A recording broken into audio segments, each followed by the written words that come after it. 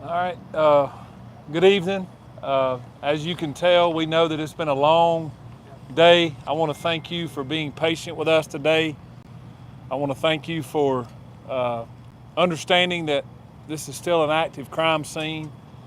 But from the minute that this tragic incident happened today, uh, Governor Kemp has been with me and been talking to me and several times and has been on our side and law enforcement side. And I wanted to introduce him to make a few statements.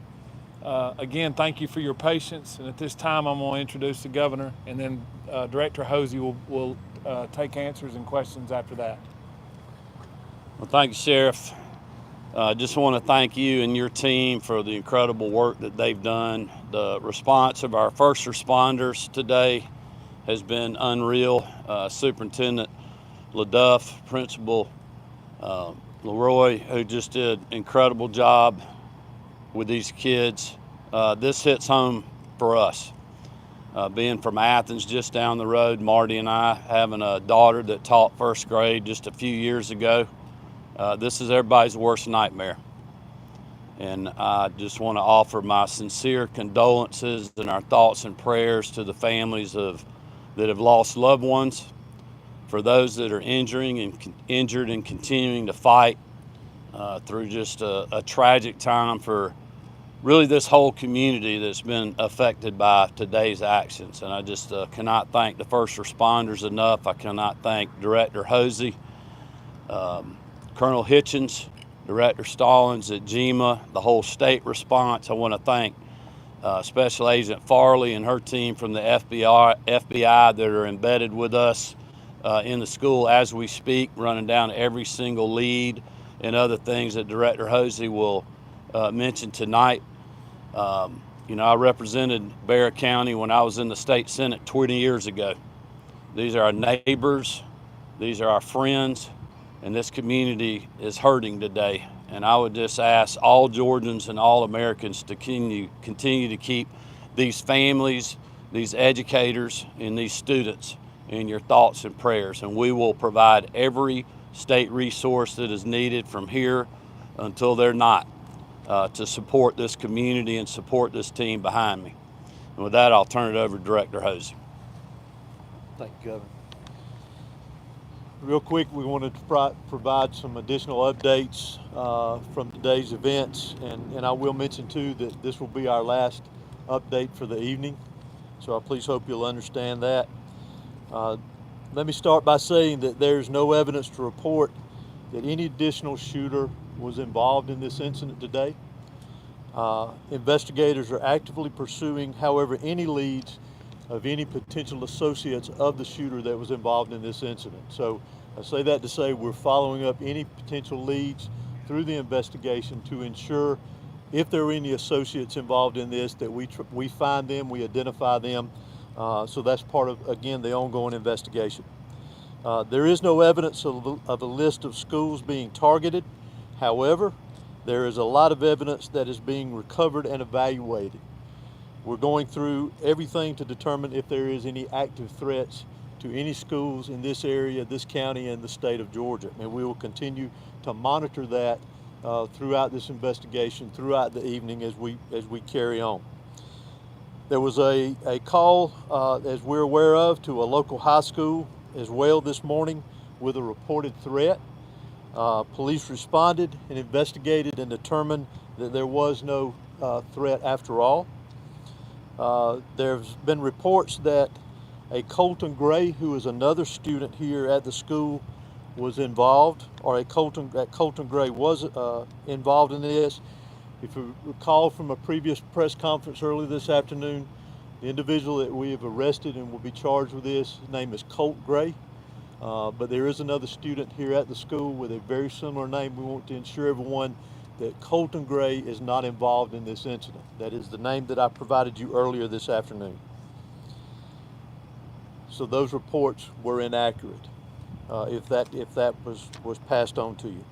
I do, however, want to identify the victims of this incident today, those that lost their life in this tragic event. Mason Schermerhorn, age 14, who is a student here at the school. Christian Angelo, who was 14, also a student here at the school. Richard Aspinwall, I'm not sure of his age, but he was a teacher here at the school. And Christina Irmery, I'm sorry for my pronunciation, who was also a teacher here at the school. We will post a list of these victims for the correct spellings for everyone later this evening after we complete the press conference here. Also, as has been released, the FBI's National Threat Operations Center has received anonymous tips in the past of online threats to commit school violence or school shootings at an undetermined location and time. The FBI referred this information to the Jackson County Sheriff's Office for action. The Jackson County Sheriff's Office identified and located Gray, who is our suspect in this case. They conducted an investigation at that time, and there was no probable cause for arrest or to take any additional law enforcement action. This is not recent, this is in the past, but we wanted to bring that to your attention because we are pursuing that, working with the FBI on that, and any connection to that incident that could be connected to today's incident as well. Also, we're also aware of some previous contacts that the Department of Family and Children Services in the area had with the suspect and his family, and we are pursuing that avenue as well too, to see if that has any connection with today's incident. Let me stress again, as we have many times, that this is still a very fluid investigation. It is still very active. We will have agents and there will be law enforcement personnel that will be pursuing investigative leads and collecting evidence throughout the night and into much of tomorrow, I would anticipate as well. We again ask for your patience in that. This is a criminal investigation, and we're going to treat it like that. So I apologize ahead of time if we don't answer some of the questions that you may ask, so please understand. I also want to bring note to one very special thing that we do not need to forget about here, is we have heroes in our midst. We've talked about our law enforcement personnel, our fire, our EMS. Those that are deceased are heroes in my book. Those that are in the hospital recovering right now are heroes in my book. But also the heroes that we need to remember is our faculty and staff here at this school. They acted admirably. They were heroes in the actions that they took. The protocols at this school and this system activated today prevented this from being a much larger tragedy than what we had here today. So I want to recognize them as heroes, because they are. And continue with our thoughts and prayers, as has been mentioned, for the families that were lost here today, those that were lost here today, those that are recovering in the hospital, and obviously those that were affected directly by this tragedy here at the school, and all of the community of Barrow County. We need to continue to have them in our thoughts and prayers. Director, thank you for doing another one of these again. Can you tell us, by chance, since he's being charged as an adult, will he be in court tomorrow? Will there be a first court appearance? Will he be booked tonight? Will that happen? He will be booked tonight. I'm not sure of the court appearance, but it will be within a reasonable amount of time. Is there anything that you can share to us about the weapon that was used, by chance? The weapon that was used in this was an AR platform style weapon. So how did Mr. Gray get the gun into this? We're still investigating that aspect of it. Did he go out of the classroom, get the gun, and come back? We've heard some of that from some students. We're still trying to clarify a lot of the timeline from the time that he got here to school today until the incident took And place. last one from me. I mean, so often, I know people at home, we always hear something that the FBI has heard something about someone who goes and does one of these tragic events. How can we stop this from happening? Because it feels like this happens every single time there's a school shooting that we've heard that there was a prior threat or there's prior knowledge. When lives are at stake, how can we stop this from happening? Well, there's a variety of ways, in my personal opinion. Community involvement, what our school system is doing here to ensure that. Whether we'll be able to stop it completely one day or not, I don't know. Those are decisions that each individual is making on their own to do this.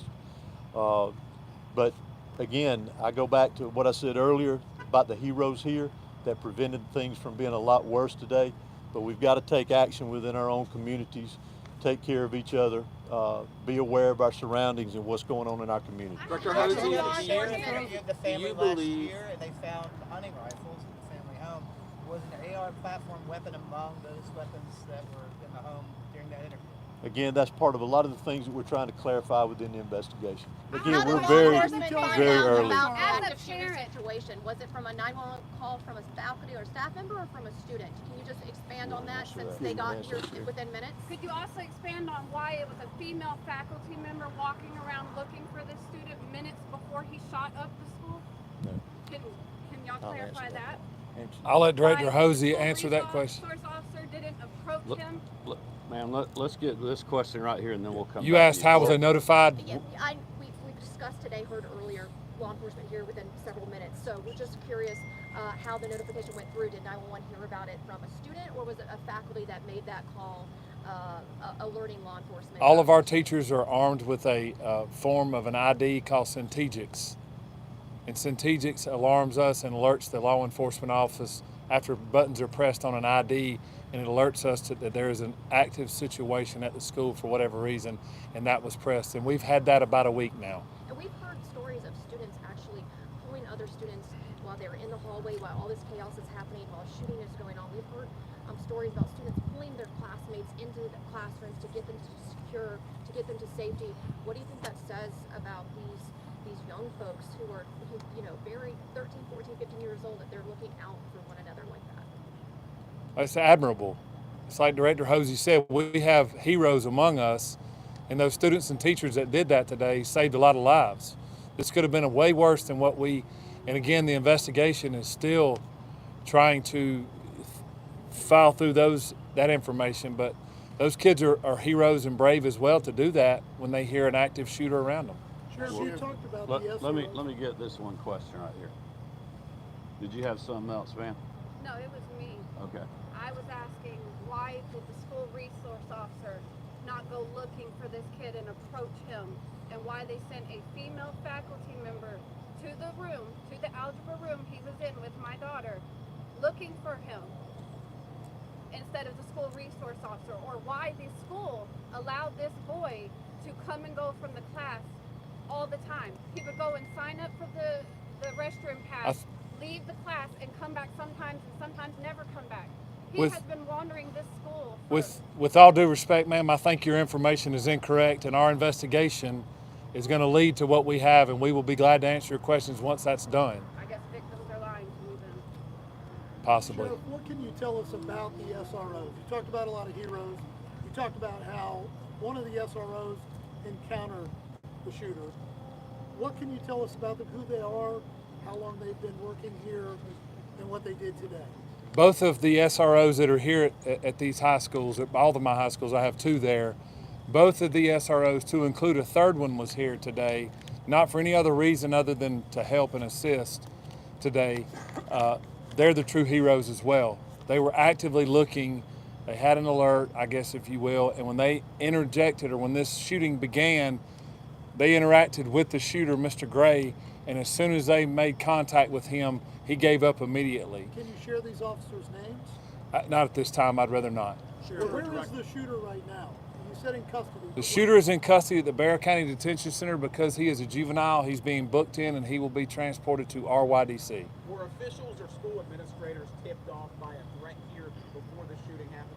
I'm not aware of that at this time. Sheriff or Director, can you say the condition on those injured that were taken to the hospital? Have you got any updates on how they're doing? All of our victims that are at the hospital are going to make it and going to recover well, as we've been told, and we don't expect any more fatalities at this time.